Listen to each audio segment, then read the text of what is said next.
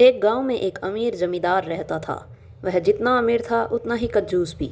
अपने धन को सुरक्षित रखने का उसने एक अजीब तरीका निकाला था। वह धन से सोना खरीदता और फिर उस सोने को पिघलाकर उसके गोले बनाकर अपने एक खेत में एक पेड़ के नीचे गड्ढा खोदकर डाल देता था।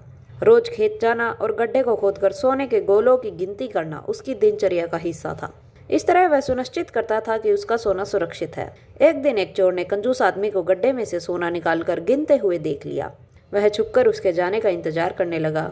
जैसे ही कंजूस आदमी गया, वह गड्ढे के पास पहुंचा और उसमें से सोना निकालकर भाग गया। अगले दिन जब कंजूस आदमी खेत में गड्ढे के पास पहुंचा तो सारा सोना ना पाकर रोने पीटने लगा। उसके रोने की आवाज वहां से गुजरती एक राहगीर के कानों में पड़ी तो वह रुक गया।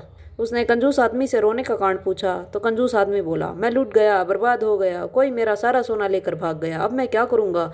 सोना किसने चुराया, कब चुराया? राहगीर आश्चर्य में पड़ गया। फिर कंजूस आदमी बिलखते हुए बोला, पता नहीं चोर ने कब इस गड्ढे को खोदा और सारा सोना लेकर 9-2-11 हो गया। मैं जब यहाँ पहुँचा तो सारा सोना गायब था। फिर राहगीर बोला, गड्ढे से सोना ले गया? तुम अपना सोना यहाँ इस गड्ढे में क्यों रखते हो? अपने घर पर क्यों नहीं रखते? वहाँ ज़रूरत पड़ने पर तुम उसका आसानी से उपयोग कर सकते हो। कंजूस आदमी बोला, मैं अपने सोने को कभी हाथ नहीं लगाता, मैं उसे सहेज कर रखता हूँ और हमेशा रखता, यदि वो चोर उसे चुरा कर नहीं ले जाता। यह बात सुनकर राहगीर ने जमीन से कुछ कंकड़ उठाए और उसे उस गड्ढे में डालकर बोला, यदि ऐसी बात है तो इन कंकड़ों को गड्ढे में डालकर गड्ढे को मिट्टी से ढक दो और कल्पना करो कि यही तुम्हारा सोना है, क्योंकि इनमें और तुम्हारे सोने में कोई अंतर नहीं है। ये भी किसी काम के नहीं और तुम्हारा सोना भी किसी काम का नहीं था।